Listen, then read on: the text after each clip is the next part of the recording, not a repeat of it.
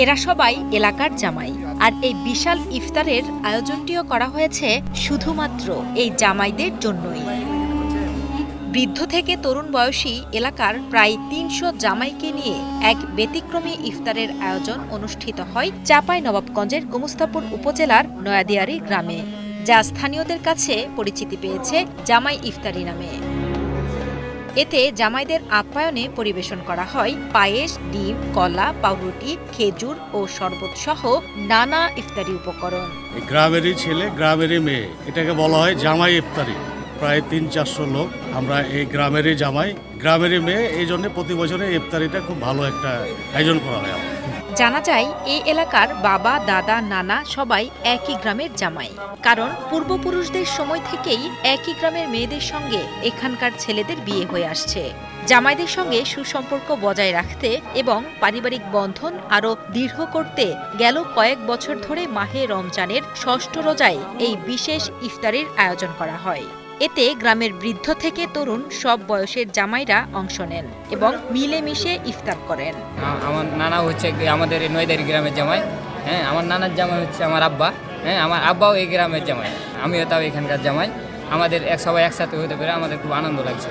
গ্রামের আমরা যে সবাই এক জায়গাতে বসে একটা আমরা আনন্দ উৎসব, এটাও একটা খুবই ভালো কাজ। সবারই মনে, কাউরি মনে কোনো রকমের দ্বিধাদ্বন্দ্ব কিছু নাই। জামাই ইফতার অনুষ্ঠানে অংশ নেয়া সকল জামাই বেশ আনন্দিত। তারা জানান এই বিশেষ আয়োজনের মাধ্যমে গ্রামের সবাই একত্রিত হওয়ার সুযোগ পান, যা পারস্পরিক সম্পর্ক আরও মজবুত করে। এমন মিলনমেলা শুধু আত্মীয়তার বন্ধনই নয়, বরং সম্প্রীতি ও সৌহার্দ্যেরও বহিঃপ্রকাশ।